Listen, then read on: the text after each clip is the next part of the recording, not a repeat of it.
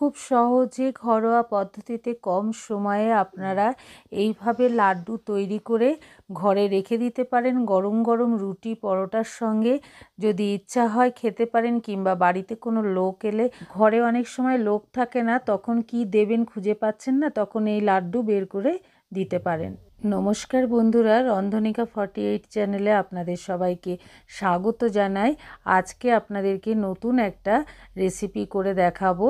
চলুন তবে রেসিপিটা শুরু করি। এই লাড্ডুটা করতে যা যা লাগছে সেগুলো আপনাদেরকে একবার দেখিয়ে দিলাম। আপনারা এর থেকে আরও বেশি কিছু দিতে পারেন, কিন্তু ঘরে যেসব জিনিস ছিল সেগুলো দিয়েই আপনাদেরকে লাড্ডুটা আজকে করে দেখাবো।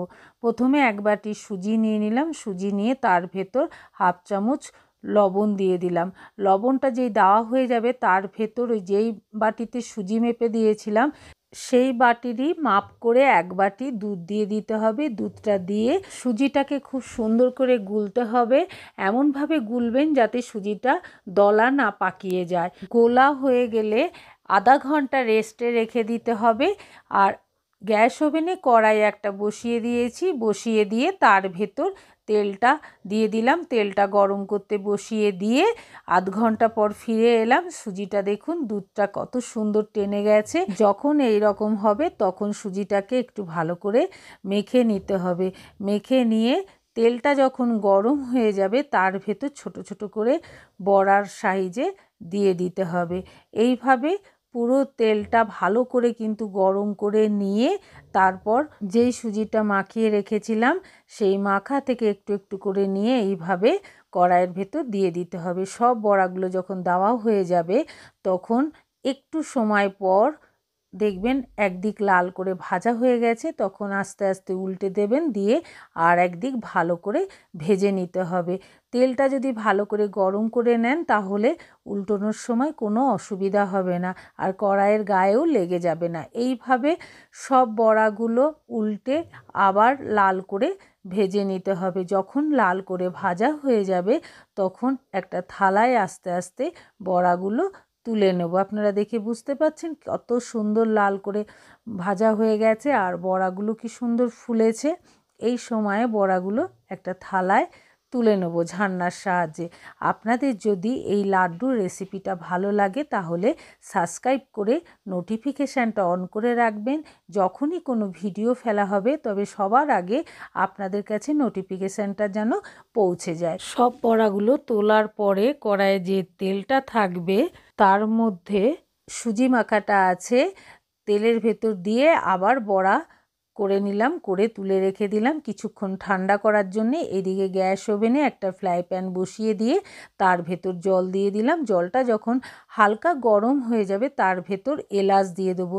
এলাচটা দেওয়া হয়ে গেলে জলের ভেতর এক বাটি চিনি দিয়ে দেবো। এখানে চিনিটা সুজির মাপ অনুযায়ী আপনারা দেবেন। আমি এক বাটি সুজি দিয়েছিলাম, সেই জন্য এক বাটি চিনি দিলাম। সুজির পরিমাণ যদি বেড়ে যায় তাহলে চিনির পরিমাণটাও বাড়িয়ে দিতে হবে। এখানে আপনারা গোটা এলাচ না দিয়ে গুঁড়ো এলাচ দিতে পারেন। গুঁড়ো এলাচ দিলে দানা দানা থাকে, তখন মুখে পড়লে খেতে ভালো লাগবে না, সেই জন্য আমি এখানে গোটা এলাচ দিলাম। আপনারা ইচ্ছা করলে গুঁড়ো দিতে পারেন। চিনিটাকে কিছুক্ষণ ফোটানোর জন্য বসিয়ে রেখে দিলাম। আর সুজির বড়াগুলো ঠান্ডা হয়ে গেছে, মিক্সি জারের ভেতর দিয়ে ঢাকা লাগিয়ে গুঁড়ো করে নিতে হবে। পুরো কিন্তু গুঁড়ো করব না, এই রকম যেন দানা দানা থাকে, এইভাবেই সুজিটাকে গুঁড়ো করে নিতে হবে। ফ্রাই প্যানে চিনিটা দিয়ে বসিয়ে রেখেছিলাম ফোটার জন্যে। এতক্ষণে ফুটে উঠেছে। যখন একটু ফুটে উঠবে তখন এর ভেতর ফুড কালার দিয়ে দেবো হাফ চামচেরও কম, দিয়ে নেড়ে নিয়ে আবার কিছুক্ষণ ফুটিয়ে নেব। এইভাবে যখন কিছুক্ষণ ফুটে উঠবে তখন তার ভেতর আগে থেকে যে সুজি বড়াগুলো গুঁড়ো করে রেখেছিলাম সেই বড়াগুলো আস্তে আস্তে দিয়ে দিতে হবে। দেওয়া হয়ে গেলে আস্তে আস্তে খুন্তি দিয়ে চিনির সেরার মধ্যে আস্তে আস্তে মিশিয়ে দিতে হবে। দেখে নিশ্চয়ই বুঝতে পারছেন আপনারা। এইভাবে আস্তে আস্তে সুজির গুঁড়োটাকে মিশিয়ে দিয়ে মিডিয়াম টু লো ফ্লেমে কিছুক্ষণ বসিয়ে রাখতে হবে।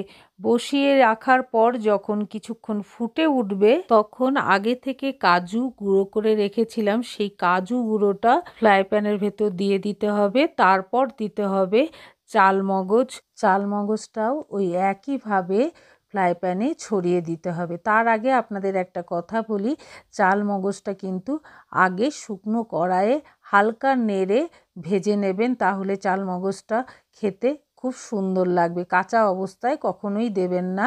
এখানে ভিডিওটা দেখানো হলো না। লাড্ডুটা শুরু করার আগেই চালমগজটা ভেজে রেখে দেবেন, তারপর লাড্ডুটা শুরু করবেন। চালমগজটা মেশানোর পর নারকেল কুচি করে রাখবেন, নারকেলের কালো অংশটাকে বাদ দিয়ে দেবেন, দিয়ে ছোট ছোট করে নারকেলটাকেও কুচিয়ে রেখে দেবেন আগে থেকে, তাহলে করার সময় খুব সুবিধা হবে। ওই একইভাবে নারকেলটাকেও মিশিয়ে নিলাম। যখন মেশানো হয়ে যাবে তখন হাফ চামচ ঘি দিয়ে দেবেন।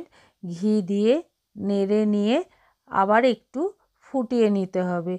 এইভাবে যখন ফুটে উঠবে তখন একবার আঙুলে করে দেখে নেবেন যে দুটো আঙুলের মাঝখানে সুতোর মতন উঠছে কিনা। যদি ওঠে তখন বুঝবেন যে পাকটা খুব সুন্দর হয়ে গেছে, তখন আস্তে আস্তে নামিয়ে নিতে হবে। এইভাবে বেশ কিছুক্ষণ নাড়ার পর লাড্ডুটাকে নামিয়ে রেখে দেবো।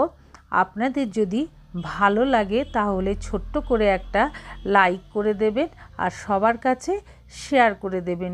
লাড্ডুটা প্রায় শেষের মুখে, এইভাবে আরেকটু নেড়ে নিয়ে আস্তে আস্তে থালায় তুলে নেব।